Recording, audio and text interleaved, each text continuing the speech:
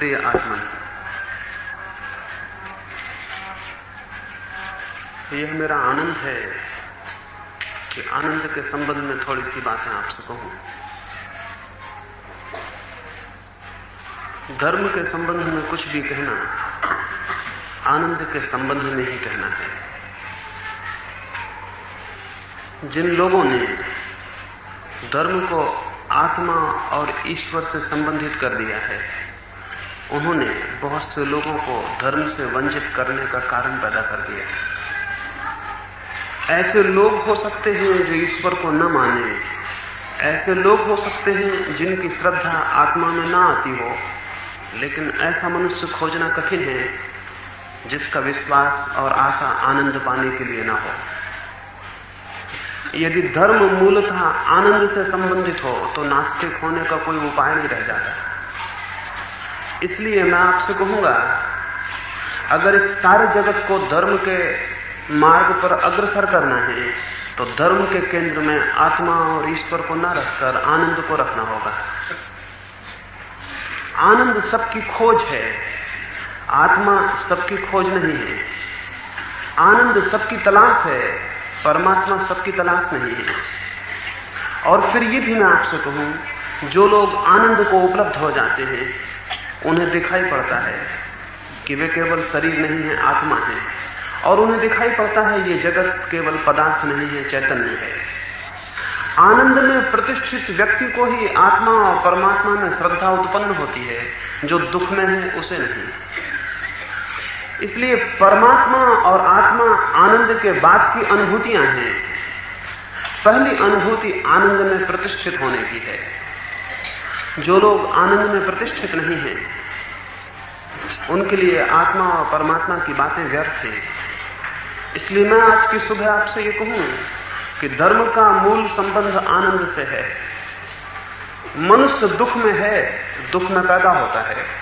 दुख से कैसे ऊपर उठ सके, कैसे दुख समाप्त हो सके, कैसे मनुष्य जान सके कि मृत्यु के पार भी उसके भीतर कुछ है, कैसे उसे अनुभव हो सके कि उसके पास कोई केंद्र है जहां दुख की कोई पहुंच नहीं। एक छोटी सी कहानी से इस चर्चा को मैं प्रारंभ करूं। एक बहुत बड़ा जर्मन विचारक था, हेरिगेल। वो कोई 15 वर्ष पहले जापान गया। वो पूरब के मुल्कों में आया था पूरब के साधुओं से मिलने। उसने भारत से और जापान तक की लंबी यात्रा की। वो किसी ऐसे साधु की तलाश में था जिसे आत्मा का अनुभव हुआ हो। आत्मा की बातें तो उसने बहुत सुनी, लेकिन जो आत्मा की बातें करते थे उनमें ऐसा प्रतीत नहीं हुआ कि उन्हें आत्मा का कोई दर्शन है। उनकी सारी चर्या शरीर केंद्रित पाई गई। उनके व्यवहार में आत्मा बिल्कुल भी नहीं थी। मैं भी एक साध्वी से मिलता था, जोर की हवा चलती थी, मेरा कपड़ा उनको छूता था, वो बहुत घबरा गई। उन्होंने कहा कि पुरुष का कपड़ा छू जाए तो बड़ा बुरा। मैंने उनको कहा, जिनके लिए कपड़े भी पुरुष और स्त्री के हैं, उनकी दृष्टि आत्मा पर नहीं हो सकती। यूं तो शरीर भी स्त्री और पुरुष का क्या होगा, लेकिन कपड़े भी अगर स्त्री और पुरुष हो जाते हो तब तो हद हो गई। उस साधु ने ऐसा पूरी यात्रा की, जो आत्मा की बातें करते थे उनको अत्यंत शरीर केंद्रित पाया कि वो तो सब शरीर की ही घेरे में खड़े हुए हैं। उनकी सारी चिंतना और विचारणा शरीर के लिए है और आत्मा की केवल बातचीत है। मैंने खुद न मालूम कितने लोगों को अकेले में जोर से पकड़ के पूछा है, साधुओं को जो कि आत्मा की बात करते हैं, और पाया कि उन्हें आत्मा का कुछ पता नहीं। वो सब शास्त्रों से पढ़ा हुआ दोहराते हैं। उन सब ने सुना है, पढ़ा है, जाना नहीं है। और जाना न हो तो आत्मा के संबंध में कुछ भी कहना व्यर्थ हो जाता है। वो साधु पूरी यात्रा कर गया, वापिस ही लौटने को था कि किसी ने कहा एक गांव में एक साधु है, उससे भी मिलने। उसने उस साधु को निमंत्रित किया। उस साधु के स्वागत में एक भोज का आयोजन किया ताकि उससे मिलना हो जाएगा और वो उसका निरीक्षण कर सकेगा। एक 5 मंजिल लकड़ी की हाटल के ऊपरी हिस्से में उस साधु को निमंत्रित किया और 25 लोग भोजन के लिए बुलाए। वे जब भोजन करते थे तभी अचानक भूकंप आया। सारा भवन कपा और लोग भागे।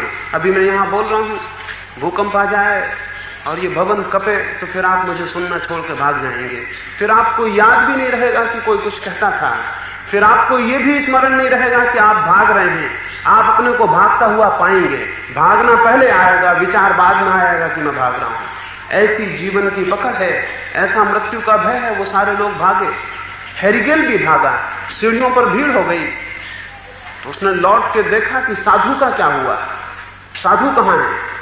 देख के हैरान हो गया, सारे लोग तो सीढ़ियों पर आ गए हैं, साधु ने आंखें बंद कर ली हैं और वो अपनी जगह पर ही बैठा हुआ है। हेरिगेल बहुत हैरान हुआ और उसने लिखा है कि मेरे मन में हुआ कि आज इस अद्भुत मनुष्य के पास रुक जाऊं जो 5 मंजिल ऊपर मकान पर है, सारा मकान कपरा है, किस क्षण मकान बैठ जाएगा कुछ पता नहीं। वो उसके पास बैठ गया। कोई मिनट भर तक भूकंप के कंपन आते रहे, कंप बंद हुआ। साधु ने आंख खोली, जहां से बात टूट गई थी, जहां वो साधु बात कर रहा था, वहीं से बात को शुरू कर दिया, जैसे बीच में भूकंप हुआ ही नहीं। हेरिगेल ने पूछा, मुझे तो स्मरण भी नहीं है कि हम क्या बातें करते थे, उन्हें छोड़ें और ये बताएं कि इस भूकंप का क्या हुआ। उस साधु ने कहा, कोई 20 वर्ष पहले मुझे भी भूकंप आते थे, फिर 20 वर्षों से मैं अपने भीतर प्रवेश करने का एक ऐसा स्थान पा गया कि वहां चले जाने पर कोई कंपन बाहर का नहीं पहुंचता, कोई भूकंप भीतर नहीं पहुंचते। तुम भी भाग गए थे, मैं भी भाग गया था, लेकिन तुम सीढ़ियां उतर रहे थे, मैं भी कुछ सीढ़ियां उतर गया था। तुमने भी बचाव का उपाय किया था बाहर, मैंने भी भीतर कर लिया। हम उस जगह पहुंच गए थे जहां कोई खबर बाहर की नहीं पहुंचती, और ऐसी जगह का नाम आत्मा है जहां बाहर की कोई खबर, कोई सूचना, कोई कंप नहीं पहुंचता। जहां तक बाहर के कंपन पहुंचते हैं वहां तक देह है, जहां तक बाहर के कंपन पहुंचते हैं वहां तक शरीर है, और जहां बाहर के कोई कंपन नहीं पहुंचते वहां आत्मा की शुरुआत है। जब कोई व्यक्ति ऐसी अंतःसत्ता में प्रवेश होता है तब उसे बोध होता है कि सत्य क्या है।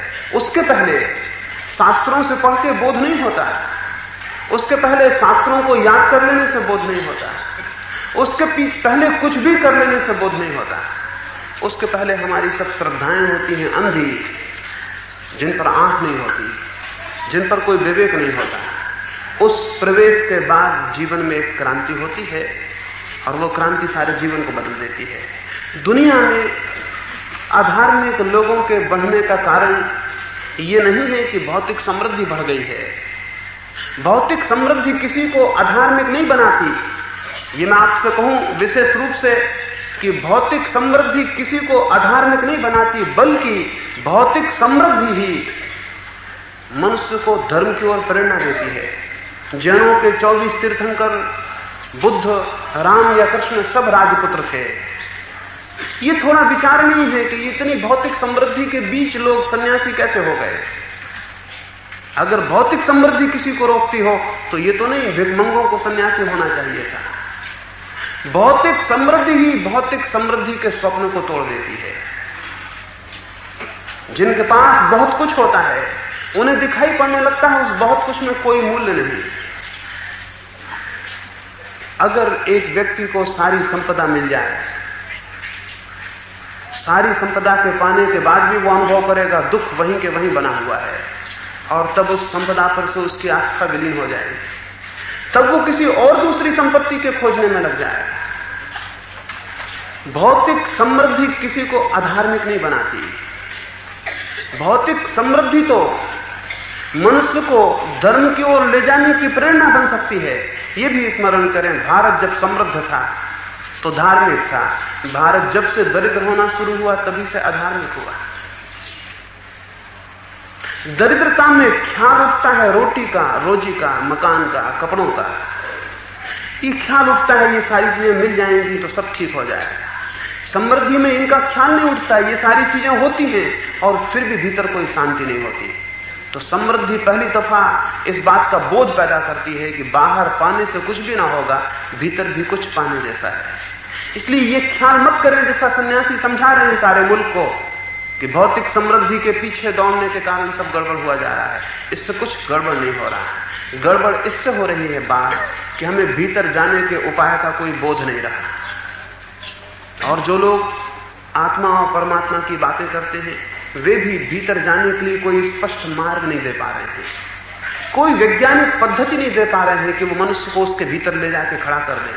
अगर एक बार थोड़ी सी भी झलक मिल जाए स्वयं के अंतस की तो बाहर सब व्यर्थ हो जाए। अगर एक बार भीतर के संगीत की थोड़ी सी ध्वनि मिल जाए तो बाहर के सब संगीत व्यर्थ हो जाएंगे। अगर एक बार भीतर की संपत्ति का थोड़ा सा स्वाद मिल जाए तो बाहर सब अस्वाद हो जाएगा। उस आंतरिक सत्ता में कैसे प्रतिष्ठा हो सकती है, कैसे मनुष्य उसमें प्रवेश कर सकता है, कैसे हम अपने भीतर के आंतरिक अंतिम केंद्र पर खड़े हो सकते हैं। हम सारे लोग बाहर की परिधि पर खड़े हैं। अगर हम यूं समझें कि एक हमारा केंद्र है और एक हमारी परिधि है तो हम सारे लोग परिधि पर चल रहे हैं। हम जीवन भर परिधि पर घूमते हैं और केंद्र को भूले रहते हैं। ये वैसा ही है जैसा मैंने सुना एक बहुत बड़े अरबपति के भवन में आग लग गई थी। सारे लोग पड़ोस के, उसके नौकर, उसके सेवक सामान को निकालने में लगे थे। एक सन्यासी भी बाहर खड़ा हुआ ये सब देखता था। सारा सामान निकाल लिया गया, आग की लपटें बढ़ती चली गई और तब लोगों ने आके उस धनपति को पूछा कुछ और भीतर शेष रहा हो तो बता दें। अब नीचे की भवन पर भी लपटें पहुंच रही हैं और सब नष्ट होने के करीब है। हम एक बार और जाके भीतर देख लें। तो धनपति ने कहा मुझे कुछ याद नहीं आता, फिर भी एक बार देख लो। वे सारे लोग भीतर गए और भीतर से रोते हुए और एक लाश को लेकर बाहर आए।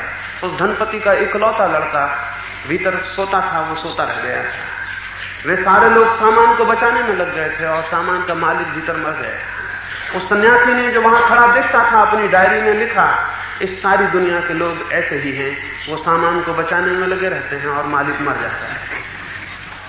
परिधि पर जीने का अर्थ है सामान को बचाने में लगे रहना और स्वयं को भूल जाना। हम करीब करीब स्वयं को भूले हुए हैं। आप अपने 24 घंटे की चर्या को देखें। सुबह उठते हैं, रात सोते हैं, फिर सुबह उठते हैं। इन 24 घंटों में कितना समय है जो आपका अपने साथ बीतता हो? कोई ऐसे क्षण हैं जो आप अपने साथ बिताते हैं? कोई ऐसा वक्त है जो आप अपने लिए निपट अपने लिए खर्च करते हैं? या कि ये 24 घंटे सामान को बचाने में जा रहे हैं? अगर आप इस पर विचार करेंगे तो दिखाई पड़ेगा 24 घंटे हम सामान को बचा रहे हैं। और जिसके लिए सामान की चिंता है, जिसके लिए ये सारा सामान इकट्ठा कर रहे हैं, जिसके लिए सारी व्यवस्था कर रहे हैं, उसकी कोई चिंता ही नहीं है। वो हमारे विचार के बाहर ही पड़ा रह जाता है। इसे हम क्या कहें? इससे बड़ा और कोई अज्ञान नहीं हो सकता, इससे बड़ी और कोई भूल नहीं हो सकती, और इससे बड़ा और कोई पाप नहीं हो सकता। अगर कोई एक पाप है मनुष्य के जीवन में तो वो यही कि वो और सारी परिधि पर घूमता रहे और केंद्र को विस्मृत कर जाए। या तो आप दुकान पर होते हैं तब आप धन की चिंता करते हैं, लाभ की चिंता करते हैं। अगर मंदिर में होते हैं, शिवालय में होते हैं, गिरजे में होते हैं तो वहां भी स्वर्ग की, नरक की, परमात्मा की, पाप की, पुण्य की, लाभ हानि की, वहां भी वही चिंता करते हैं। दोनों स्थितियों में आप अपने साथ नहीं होते। दोनों स्थितियों में आप परिधि पर ही होते हैं। दोनों स्थितियों में आप बाहर की ही बात सोचते रहते हैं। एक मुसलमान फकीर स्त्री हुई है राबिया। एक दिन लोगों ने देखा कि वह हाथ में मसाल लिए हुए है और एक हाथ में एक घड़े को लिए हुए है और गांव से बीच से भागती हुई निकली।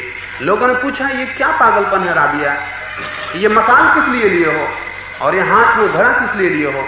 उसने कहा मैं स्वर्ग को जला देना चाहती हूं और नरक को डुबा देना चाहती हूं, ताकि धार्मिक लोग स्वर्ग नरक का हिसाब ना करें, उसका विचार ना करें। अगर वे स्वर्ग नरक का चिंतन छोड़ देंगे तो ही उनका धर्म में प्रवेश हो सकता है।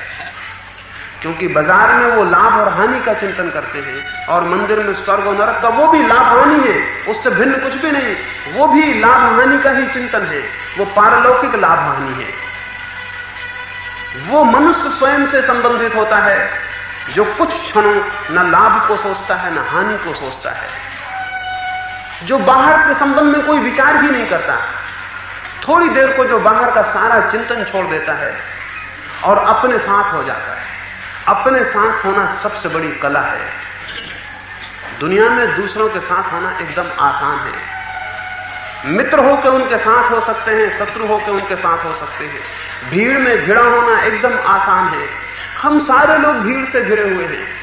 24 घंटे या तो हम भीड़ में होते हैं, अकेले में होते हैं तो भीड़ का चिंतन करते होते हैं। दोनों स्थितियों में भीड़ हमारे साथ होती है। हम अकेले कभी नहीं होते और अकेले होने में ही धर्म की स्फुरना होती है। धर्म का संबंध भीड़ और समाज से नहीं है। हम तो मंदिर में भी आएंगे, शिवालय में जाएंगे, गिरजे में जाएंगे, वहां भी भीड़ मौजूद है। जहां भी भीड़ है स्मरण रखें, वहां धर्म का स्फुरण नहीं होगा। जिन्होंने धर्म को खोजा है उन्हें एकांत को खोजना पड़ता है। वे भीड़ में नहीं, भीड़ से अकेले की तरफ जाते हैं। वे गांव से निर्जन की तरफ जाते हैं। वे सबसे हट के अपनी तरफ जाते हैं।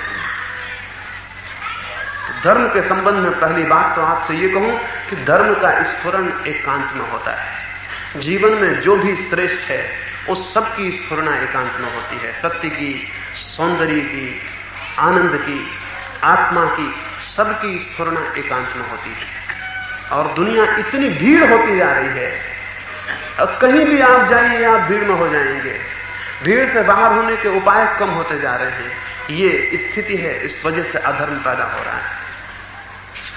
अधर्म का बुनियादी कारण यह है कि एकांत में जाना हम भूल रहे हैं, एकांत का मार्ग भूल रहे हैं, एकांत में होने की व्यवस्था भूल रहे हैं। एकांत का यह अर्थ नहीं है कि आप एक पहाड़ की चोटी पर बैठ जाएं जाके। बहुत छोटी सी चोटियां हैं, बहुत थोड़े पहाड़ हैं, इतने लोग हैं, 3 अरब लोग हैं, कहां कहां बैठेंगे। और अगर ये सारे लोग पहाड़ पर गए तो पहाड़ पर बस्तियां हो जाएंगी, वहां भीड़ हो जाएगी। वन में जाने का सवाल नहीं है, वहां भीड़ हो जाएगी। थोड़े दिनों बाद 100 वर्ष यही गति रही संख्या के बढ़ने की तो कोई जंगल नहीं होगा, कोई पहाड़ नहीं होगा, सब तरफ आदमी हो जाएंगे। एकांत में जाने का यह अर्थ नहीं है कि आप कोई अकेली जगह चले जाएं। एकांत में जाने का अर्थ है मन की ऐसी दशा जहां आप अकेले हो जाते हैं। भीड़ में भी अकेले हो सकते हैं।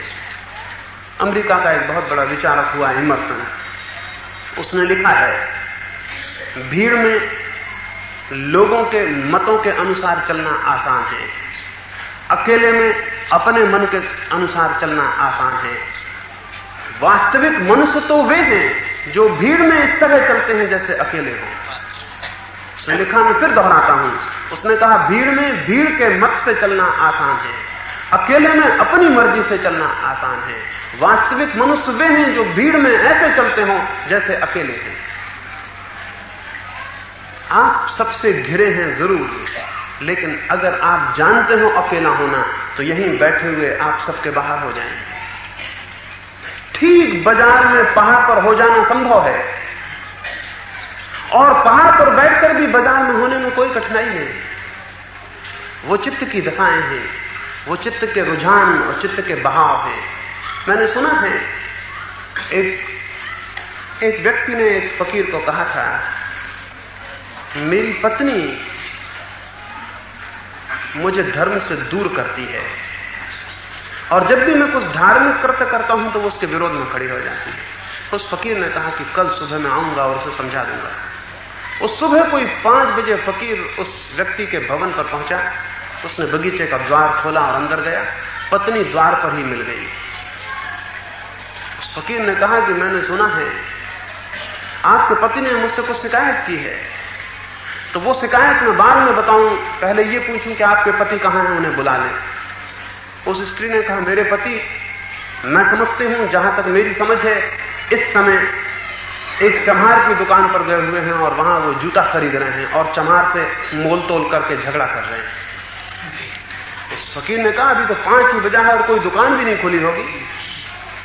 इतने में ही पति पीछे के झाड़ के पास से निकल कर आया और उसने कहा, ये बिल्कुल झूठ बोल रही है, मैं तो यहां माला जप रहा था, मैं तो इस झाड़ के पीछे माला जप रहा था, बिल्कुल सरासर झूठ है, मैं मौजूद हूं और ये मेरी स्त्री ने मालूम क्या क्या झूठ बोलती है। वो फकीर भी हैरान हुआ और उसने कहा कि आप तो कहीं कि वो चम्हार की दुकान पर हैं। उस स्त्री ने कहा, इनसे ही पूछें, ये ईमान से कहें कि अभी जब ये माला जप रहे थे तो कहां थे। उस पति ने भीतर विचार किया, उसे ख्याल आया ये तो भूल थी, माला तो हाथ में ही थी, वो था तो चम्हार की दुकान पर। उस स्त्री ने कहा कि रात सोते समय इनने मुझसे कहा था कि सुबह ही उठ के मुझे जूते खरीदने जाना है, इसलिए मैंने अंदाज किया कि माला तो जब जरूर रहे हैं, लेकिन ये करीब करीब जूते खरीदने चले गए होंगे और इनकी आदत के अनुसार मोलतोल करते होंगे और झगड़ा करते होंगे। वो व्यक्ति बोला ये सच है, माला जपने बैठा तभी मुझे ख्याल आया था कि जल्दी उठूं, माला पूरी करूं और वो जूते खरीदने हैं, वो पहले खरीद के लौट आऊं। आज ही मुझे यात्रा पर बाहर जाना है। और वहां सच में ही मोलतोल हो गया और झगड़ा भी हो गया। उसकी पत्नी ने कहा इस तरह की माला फेरने को ये धर्म कहते हैं, मैं धर्म नहीं कह पाती, ये कुल जमा विरोध है। और मैं आपसे कहूं, माला फेरते हुए आप चम्हार की दुकान पर हो सकते हैं, पहाड़ पर बैठकर आप बाजार में हो सकते हैं, मंदिर में बैठकर आप न मालूम कहां हो सकते हैं। आपके बैठने का मूल्य नहीं है, आपके चित्त के होने का मूल्य है। आप कहां हैं ये सवाल नहीं है, आप चित्त की किस दशा में हैं ये सवाल है। और उसको एकांत में कहूंगा जहां चित्त कहीं भी ना हो, नो वेयर, वो कहीं भी ना हो, चित्त किसी भी जगह ना हो। जब चित्त किसी भी जगह नहीं होता तो कहां होगा? चित्त जब कहीं भी नहीं होता तो स्वयं में होता है, और चित्त जब कहीं भी होता है तो स्वयं के बाहर होता है। चित्त को उसके सारे केंद्रों से छीन लेना, उसके जाने के जो जो अड्डे हों उनको गिरा देना, उसके जो जो आधार हों जहां जहां वो पहुंच जाता हो उनको मिटा देना, उसके जो जो आलंबन हों उनको नष्ट कर देना। जब चित्त निरालंब हो जाता है, निराधार हो जाता है, जब उसका कोई अड्डा बाहर नहीं रह जाता जाने को, तब चित्त कहां जाएगा? उस अवस्था में जाने को कोई मार्ग न होने से चित्त स्वयं पर बैठ जाता है। वो अपने साथ होना है, वो एकांत है। उसे चाहे ध्यान कहें, उसे चाहे प्रार्थना कहें, उसे चाहे उपासना कहें, उसे जो मन चाहे वो नाम दे सकते हैं, लेकिन मूल बात एक ही है कि चित्त की गति परिधि से छूट जाए तो चित्त अपने आप केंद्र पर बैठ जाता है। चित्त को सारे विषयों से, सारे ऑब्जेक्ट से छीन लेने का नाम ही साधना है। लेकिन हम क्या करते हैं? हम ये करते हैं कि चित्त को एक विषय से छुड़ाते हैं और दूसरे में लगाते हैं, दूसरे से छुड़ाते हैं और तीसरे में लगाते हैं, तीसरे से छुड़ाते हैं चौथे में लगाते हैं, तब चित्त बाहर ही बना रहता है। एक बहुत आंतरिक बात आपसे कहूं, अगर आप परमात्मा का भी चिंतन कर रहे हैं तो भी अपने बाहर हैं। ये बात कष्टकर लग सकती है, ये बात मन को चोट कर सकती है कि परमात्मा के चिंतन में भी जब आप हैं तब भी आप धर्म में नहीं हैं। महावीर के जीवन में एक अद्भुत उल्लेख है, शायद दुनिया के इतिहास में वैसा कोई उल्लेख नहीं। महावीर के जो शिष्य थे गौतम, वो महावीर के महापरिनिर्वाण तक ज्ञान को उपलब्ध नहीं हुए। उन्हें समाधि दशा प्राप्त नहीं हुई, उन्होंने सत्य को नहीं जाना। वे महावीर से निरंतर कहते थे मैं क्यों अटका हूं? तो महावीर उनसे कहते तू मुझसे अटका है, तूने सब तो छोड़ दिया, संसार छोड़ दिया और सब छोड़ दिया, लेकिन तेरा राग और तेरा चित्त मुझ में लग गया है, इसको भी छोड़ दे तो फिर तू ज्ञान को उपलब्ध होगा। क्योंकि ये भी महावीर भी बाहर है, बुद्ध भी बाहर है, राम भी बाहर है, कृष्ण भी बाहर है, वो सब आपके बाहर है। उनमें चित्त को अटकाना नहीं है, उनको भी छोड़ देना है। वे कितने ही प्रीतिकर हों, कितने ही दिव्य और कितने ही भव्य हों, उनको भी छोड़ देना है, क्योंकि वे भी आलंबन हैं। और जब आलंबन कोई ना होगा तब आप अपने में पहुंचेंगे। लेकिन गौतम ये नहीं कर सका। कितना कठिन है, महावीर को छोड़ना बहुत कठिन है, संसार छोड़ना बहुत आसान है। साधु संसार छोड़ देते हैं, फिर महावीर को पकड़ लेते हैं, संसार छोड़ देते हैं, मोक्ष पकड़ लेते हैं, लेकिन कुछ ना कुछ पकड़ लेते हैं, और पकड़ ही गलत है। पकड़ में कुछ भी न रह जाए तो उस क्षण का नाम मोक्ष है। किसी चीज पर पकड़ न रह जाए, मोक्ष पर भी, तो उस क्षण का नाम मुक्ति है, उस क्षण का नाम मोक्ष है। महावीर का परिनिर्वाण हुआ, गौतम गांव के बाहर भिक्षा मांगने गए। वे लौटते थे तब रास्ते में राहगीरों ने कहा कि महावीर ने देह छोड़ दी। तो गौतम रोने लगे और उन्होंने कहा मेरा क्या होगा अब? उन भगवान के रहते भी मुझे ज्ञान उत्पन्न नहीं हुआ, तो अब उनके विलीन हो जाने पर मेरा क्या होगा? मैं तो डूब गया। वो बहुत रोने लगे और उन्होंने पूछा, क्या उन भगवान ने करुणा करके मेरे लिए कुछ वचन अंत में कहे, कोई सूत्र मेरे लिए छोड़ा है? उन राहगीरों ने कहा, निश्चित ही उन्होंने कहा था कि गौतम को कह देना, तू पूरी नदी तो पार कर गया, आप किनारे को क्यों पकड़े हैं, उसे भी छोड़ दे। वो किनारा महावीर थे, वो आलम्बन महावीर थे, वो उनको पकड़े था, उनको भी छोड़ देने की बात है। दुकान भी छोड़ दें और मंदिर भी छोड़ दें। दुकान छोड़ी और मंदिर पकड़ लिया तो भूल हो गई।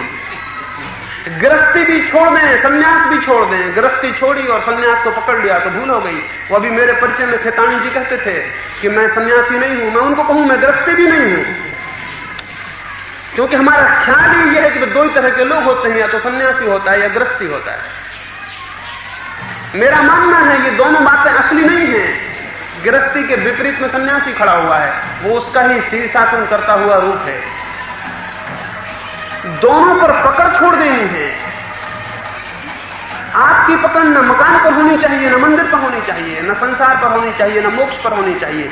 जब आपकी कोई पकड़ नहीं होगी, आप बिना पकड़ के हो जाएंगे। उस घड़ी में जब आप कुछ भी नहीं पाना चाहते, न धन, न यश, न मोक्ष, आपकी पाने की कोई आकांक्षा नहीं है, आप कहीं भी नहीं दौड़ना चाहते। अगर कोई आके आपके पास खड़ा होकर कहे कि चलो पीछे लौट कर देखो, ये मोक्ष पड़ा है, आप कहोगे पड़ा रहने दो, हम अपने में मजे में हैं।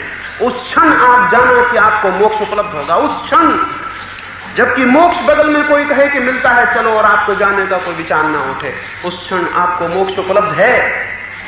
वो दशा जब चित्त कहीं भी जाने को तैयार नहीं है, कोई भी मोहक दिशा उसे नहीं खींच पाती, कोई भी ग्रेविटेशन, कोई भी आकर्षण उस पर काम नहीं करता। वो स्थिति जब सारे आकर्षण शून्य हो जाते हैं, तब चित्त स्वयं में स्थिर होता है। उस स्थैर्य का नाम एकांत है, उस दशा का नाम ध्यान है, उस दशा का नाम प्रार्थना है। और उस दशा में क्या घटित होता है, इसे आज तक कोई मनुष्य नहीं कह सका। इशारे किए गए हैं, इंगित किए गए हैं, क्या उस दशा में घटित होता है, क्या आप उस दशा में जानते हैं? 3 बातें जानते हैं। उपनिषद कहते हैं 3 बातें जानते हैं। सच्चिदानंद को जानते हैं। लोग समझते हैं सच्चिदानंद का अर्थ हुआ किसी व्यक्ति के दर्शन होते होंगे। नहीं, जहां किसी के भी दर्शन होते हों वहां भी आप अपने से बाहर हैं। जहां किसी का दर्शन नहीं होता वहीं स्वयं का दर्शन होता है। सच्चिदानंद कोई दर्शन नहीं है, अनुभूति है। सत की अनुभूति, चित्त की अनुभूति और आनंद की अनुभूति। सत का अर्थ है एग्जिस्टेंस। अभी हमें कोई पता नहीं कि हमारा कोई एग्जिस्टेंस भी है। अभी हम जीते हैं, अस्तित्व का हमें कोई पता नहीं है। हम जीने में इतने संलग्न हैं कि जीवन का हमें पता ही नहीं पड़ता। हम जीने में इतने ऑक्युपाइड हैं कि जीवन की जो धारा है, जीवन की जो शक्ति है, उसकी कोई स्फुरना हमारे भीतर नहीं हो पाती। जब आप अनऑक्युपाइड होते हैं, व्यस्त नहीं होते, संलग्न नहीं होते, जब आप कुछ भी पाना नहीं चाहते, तब जीवन की धारा का उद्घाटन आपके सामने होता है। आपको पता चलता है कि आपकी भी सत्ता है, और जिसकी सत्ता है उसकी मृत्यु नहीं होती। जब तक आपके मन में मृत्यु का भय है, तब तक आप जानना आपको अभी एग्जिस्टेंस का, अभी सत्ता का पता नहीं चला, अभी सत्ता आपको बोध नहीं हुआ। एक कहावत है तिब्बत में, कहावत है कि सन्यासी को जीते जी कोई नहीं पहचान सकता, मरते वक्त पहचानते हैं। कहावत यह है कि जब सन्यासी मरता है तब हम पहचानते हैं कि इसने जाना कुछ कि नहीं, क्योंकि मृत्यु में अभय, इस बात की खबर होगी इसने सत्ता को जान लिया, और मृत्यु में भय, इस बात की खबर होगी कि इसे अभी सत्ता का, जीवन का कोई पता नहीं था। जिन्हें जीवन का पता नहीं है वे मृत्यु से भयभीत होते हैं। जिन्हें जीवन का पता है उनके लिए मृत्यु मिट जाती है, मृत्यु होती ही नहीं। वे अपने भीतर उस सत्य को जानते हैं जिसका न कोई प्रारंभ है और न कोई अंत है, उसका नाम सत्य है। वे अपने भीतर चैतन्य को जानते हैं, कॉन्शियसनेस को जानते हैं। वे अपने भीतर अनुभव करते हैं कि न केवल वे हैं बल्कि वे चेतन हैं। उनके भीतर अपरिसीम चैतन्य का उन्हें बोध होता है, ज्ञान का बोध होता है। हमें ज्ञान का बोध नहीं होता। हमारा जितना ज्ञान है उधार है, हम दूसरों से इकट्ठा करते हैं। आप जितना भी जानते हैं वो कहीं से लिया होगा। उसका अर्थ है कि आपको स्वयं के ज्ञान का कोई बोध नहीं, इसलिए ज्ञान को बाहर खोजते हैं, शास्त्र में खोजते हैं, शास्त्रा में खोजते हैं, प्रवचन में, उपदेश में, न मालूम कहां कहां ज्ञान को खोजते हैं। जब आप बाहर ज्ञान को खोज रहे हैं, इस बात की सूचना है, आपको भीतर के ज्ञान का कोई पता नहीं। अगर किसी को घर में कुएं का पता हो तो दूसरों के कुओं पर क्यों भटकेगा? अगर उसे भीतर स्रोत मिल जाए तो बाहर वो क्यों जाएगा? तो जब तक आप बाहर ज्ञान खोजते हैं, समझना कि आपको अभी अपने भीतर के ज्ञान का पता नहीं है। जिस दिन भीतर के ज्ञान का बोध होता है, बाहर की तलाश बंद हो जाती है। तब व्यक्ति ज्ञान को खोजने बाहर नहीं जाता। एक फकीर हुआ, उसने निरंतर 70 वर्षों तक, जब तक वो जिया, रोज मस्जिद में जाके कुरान पढ़ता था। ये नियमित चला। कोई 40 वर्ष से लोग देखते थे कि वो जाता है। युवा था, बूढ़ा हो गया, एक दिन भी चूका नहीं। बीमार हो, कष्ट में, तकलीफ में जरूर जाता। एक दिन लोगों ने मस्जिद में देखा, फकीर नहीं आया। वे समझे कि शायद उसकी देह छूट गई, इसके सिवा कोई विकल्प नहीं था। वो बीमार होता तो आता, कोई भी हालत में आता, वर्षा होती तो आता, धूप होती तो आता। वो सारे मस्जिद के लोग उसके घर गए, वो देखकर हैरान हुए। वो अपने सामने झोपड़े के बैठा हुआ है, एक नीम के दरख्त से टिका हुआ। उन्होंने कहा, क्या बात है, आज भूल गए? 40 वर्षों की कीमती साधना छोड़ दी। वो फकीर हंसने लगा। उसने कहा, मस्जिद में आते थे क्योंकि भीतर की मस्जिद का पता नहीं था, और कुरान पढ़ते थे क्योंकि अपने ज्ञान का बोध नहीं था। वो हो गया। भीतर जाकर देखो, भीतर जाकर देखा, कुरान जल के राख हो गया, आग लगा दी थी। उसने कहा, मस्जिद नहीं आएंगे, अब कुरान नहीं पढ़ेंगे। अभी तक उधारी पर जीते थे, अपने का कुछ पता नहीं था। अब तो जो कुरान में है वो भीतर पता चल गया, उससे बहुत ज्यादा। कुरान तो उच्छिष्ट है, उसमें से बहुत थोड़ा सा उसमें आया है। शास्त्रों में उसमें से कुछ भी नहीं आया जिसका भीतर में पता चलता है। जब भीतर के शास्त्र का उदय हो तो सारे जगत के शास्त्र 2 कौड़ी के हो जाते हैं। तो उस घड़ी में चैतन्य का, कॉन्शियसनेस का, ज्ञान का बोध भीतर होता है। सारे ज्ञान की खोज बाहर मिल जाती है और आनंद का बोध होता है। आनंद के बोध का अर्थ है बाहर का फिर कोई दुख नहीं पहुंचा सकता, बाहर की कोई पीड़ा नहीं पहुंचा सकती। और आनंद का अर्थ है बाहर सुख की कोई आकांक्षा और कामना नहीं रह जाती, बाहर सुख की कोई अन्वेषण नहीं रह जाता, कोई अनुसंधान नहीं रह जाता। वैसा व्यक्ति स्वयं के भीतर परम आनंद को उपलब्ध हो जाता है, परम आनंद को अनुभव करता है। ये 3 घटनाएं, सत्य की, चित्त की और आनंद की, एकांत में, ध्यान में, स्वयं में स्थित होने से उपलब्ध होती है। धर्म का रहस्य इस भांति अपने ही भीतर जाना जाता है और इस जगत में कोई उसे किसी को देने में समर्थ नहीं है। बड़े से बड़े तीर्थंकर आपके पास निकले, आपको धर्म नहीं दे सकते।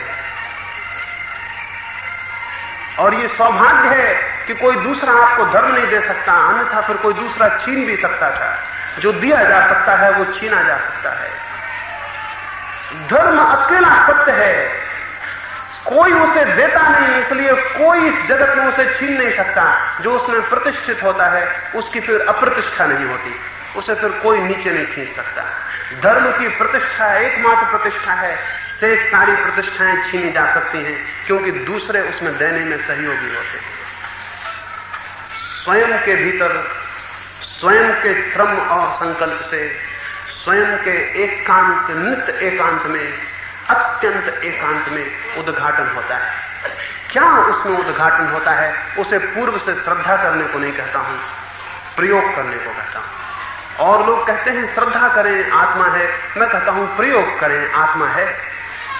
ये नहीं कहता श्रद्धा करें आत्मा है, ये कहता हूं प्रयोग करें आत्मा है। और बिना प्रयोग किए, बिना स्वयं थोड़ी सी किरण को उपलब्ध किए मत मानना। कोई कितना कहता हो, कितने तीर्थंकर, कितने पैगंबर, कितने बुद्ध कहते हो, मत मानना, क्योंकि खतरा है उनकी बात मान ली तो खुद की खोज बंद हो जाएगी। जो उनकी मान के चुप हो जाएगा, मान लेगा कि ठीक है। मैं आपसे कहूं, जो काहिल हैं, सुस्त हैं, आलसी हैं, वो श्रद्धा कर लेते हैं, क्योंकि श्रद्धा का अर्थ है कौन झंझट में पड़े, कौन खोजे। आप कहते हैं तो ठीक ही कहते होंगे। जिसमें थोड़ा पुरुषार्थ है, जिसमें थोड़ा सामर्थ्य है, जिसमें थोड़ी शक्ति है, वो मानेगा नहीं, वो जानना चाहेगा, वो कहेगा मैं जानना चाहता हूं।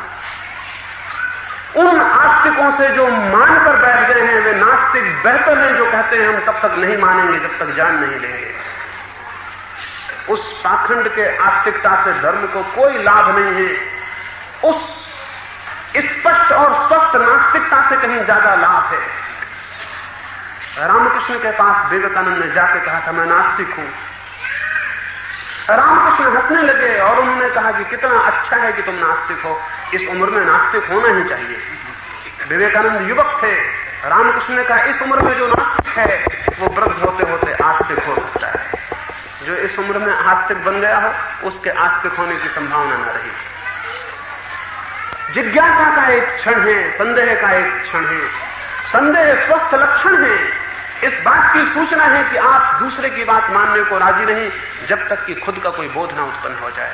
तो मैं श्रद्धा करने को नहीं, प्रयोग करने को कहता हूं। माने मत, प्रयोग करें, जानने की चेष्टा करें। दो तरह की मान्यताएं हैं जगत में। एक आस्तिक की मान्यता है, वो कहता है ईश्वर है, आत्मा है। एक नास्तिक की मान्यता है, वो कहता है आत्मा नहीं, ईश्वर नहीं। ये दोनों बातें गलत हैं, क्योंकि दोनों में विश्वास है, दोनों में श्रद्धा है। आस्तिक बिना जाने मानता है कि ईश्वर और आत्मा है, नास्तिक बिना जाने कहता है कि नहीं है। प्रयोग का अर्थ है न नास्तिक बने न आस्तिक बने, प्रयोग का अर्थ है मैं जानूंगा। आप जो कहते हैं प्रयोग करूंगा, खोजूंगा, और जब मुझे खुद की भूमि मिल जाएगी तो स्वीकार करूंगा। वही भूमि जो खुद खोज ली जाती है आधार बन जाती है, वही भूमि साथी है, वही संगी है, वही प्रकाश अपना है। एक छोटी सी कहानी और अपनी चर्चा को मैं पूरा करूंगा। एक अंधेरी रात में, अमावस की रात थी,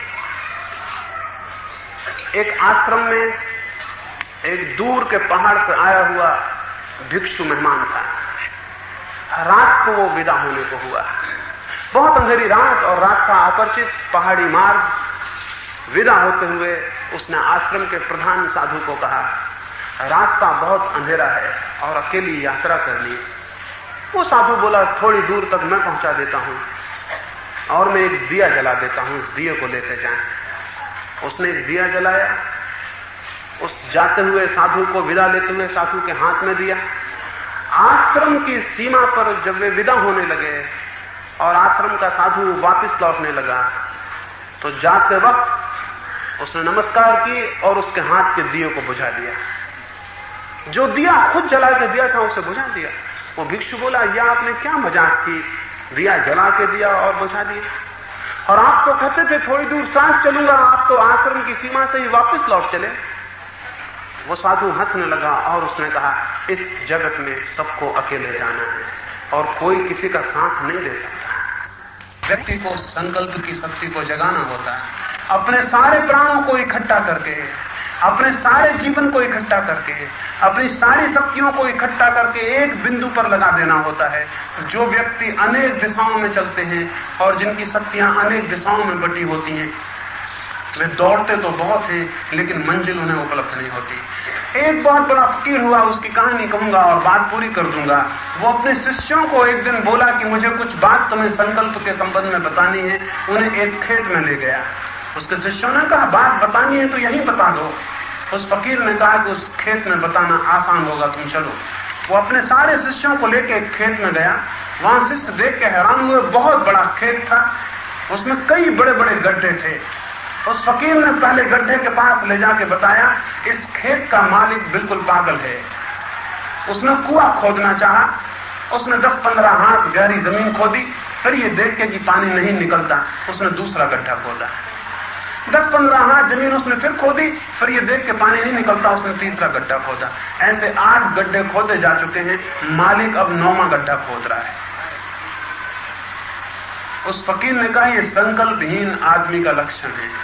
अगर उसने एक ही गड्ढा खोदा होता और इतनी सारी शक्ति उसमें लगा दी होती तो पानी कितना ही गहरा क्यों ना होता, मिल जाना सुनिश्चित था। हम में से अधिक लोग जीवन के खेत में अलग अलग छोटे छोटे गड्ढे खोदते रहते हैं और अंत में पाते हैं कोई पानी उपलब्ध नहीं हुआ। कैसे पानी उपलब्ध होगा? पानी उपलब्ध होगा सारी शक्तियां एक ही बिंदु पर इकट्ठी लग जाएं और खुदाई शुरू हो तो होगा। अगर कोई व्यक्ति सारी शक्तियों को एक ही बिंदु पर लगा ले और खुदाई शुरू कर दे तो पानी तत्क्षण उपलब्ध हो सकता है। उतनी शक्ति की ऊर्जा में पानी दूर नहीं रह जाता है।